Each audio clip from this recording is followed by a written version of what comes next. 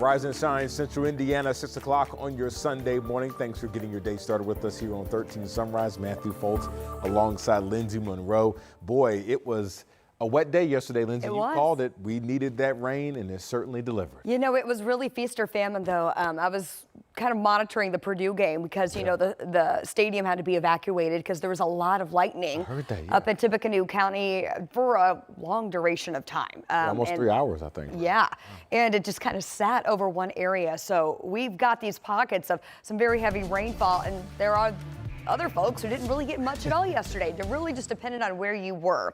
So I want to start with where the rain is still lingering out there this morning with Live Doppler 13 radar. We're going to head down to the Seymour area because it's really wrapped up pretty much everywhere else. So we did have some lightning in one of these storm cells. Now this has not been severe, but certainly packing a punch with some heavy rainfall. And of course you see the lightning that's now starting to wrap up. You also see this alert here. This is going to be for some potential flooding as we've had a pretty decent amount of rainfall in this zone.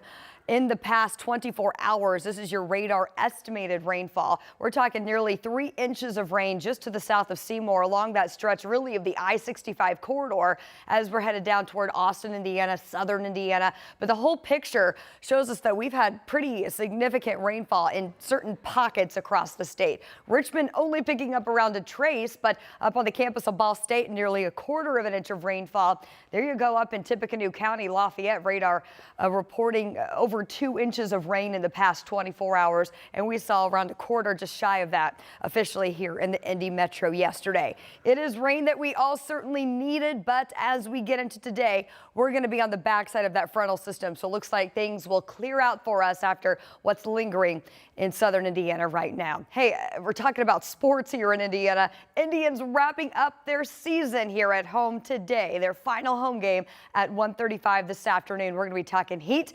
sunshine, and that will be the trend in your extended forecast. In your 7-day, we'll talk more about the 90s headed our way for the work week. All right, thanks, Lindsay. We'll see you then. Well, new this morning, 2 IFD firefighters are recovering this morning after battling a fire on the city's Near East Side. So these are pictures of the scene from IFD's Facebook page. We're told the fire broke out around 2 at a 2.5-story vacant building on Rural Street near Michigan. So the department says 2 people are displaced after the fire grew to the home next door. Both firefighters were taken to Methodist with minor injuries. Right now, we're still working to learn the cause of that fire. Well, this morning, we're also still working to learn more about a shooting near Notre Dame's campus late last night. So South Bend police say they got calls of shots being fired in the area of Eddy Commons, Street Commons, which is a complex of restaurants and shops just off of campus. So police say no one was hurt, but there was property damage. At least 2 people have been detained in this case. All of this happening as Notre Dame was playing that game against Texas A&M, and it was about to end. So, of course, police are still investigating what exactly led up to this. We'll keep you posted as soon as we learn more. Well, back here at home in Marion County, we're following the ongoing debate over how to hold parents accountable when their kids break curfew rules right here in Marion County. Right now, city leaders are torn on what the fine fee should look like. Our Brandon Schaff has the latest. When it comes to punishing parents for their kids breaking Indy's curfew, city-county councilors can't agree on how much to fine them. Right now, there are no fines. If you have a law, without some kind of penalty attached to it, all it is a suggestion. The original proposal included a written warning for the first violation, $500 for the second, and $1,500 for any further violations. Since then, some councilors amended it, lowering the $500 fine to $300 and the $1,500 fine to $700. Plus, they amended the language to give a judge leeway when it comes to how much to fine parents. Took feedback from not only the Democrats on the council, but community advocates as well, and offered plenty of amendments to it. However, the council voted down the amendments and tabled the whole issue, so it's still an ongoing debate. As the City-County Council considered potential fines for youth curfew violations, some councilors reached out to faith leaders in the community to discuss how much those fines should be. I've had conversations with some council members about the original numbers, And my numbers were much, much lower than I recommended because the circumstance for each kid is different. Harrison says many people in the community support holding parents accountable with fines, but he worries about the impact on families with limited income. He suggests $100 to $200 for the first fine and $250 to $300 for the second. That's where we got to get to. What is a fair amount?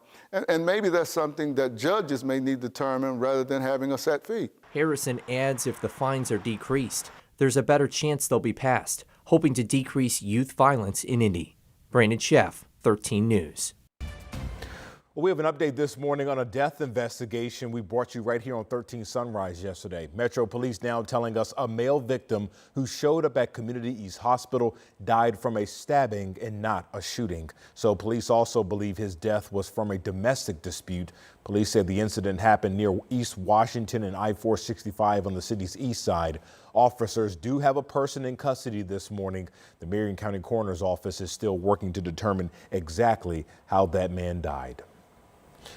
Well, right now, Public Advocates and Community Reentry, or PACE, is celebrating second chances with a 3-on-3 basketball tournament. So PACE helps formerly incarcerated people get the resources they need to live a better life. So 16 teams of PACE and community members competed yesterday, and the winner took home $3,000. PACE also sold artwork made by current inmates. That money raised went back to PACE to help with its programming. You can learn more about this event and PACE at WTHR.com.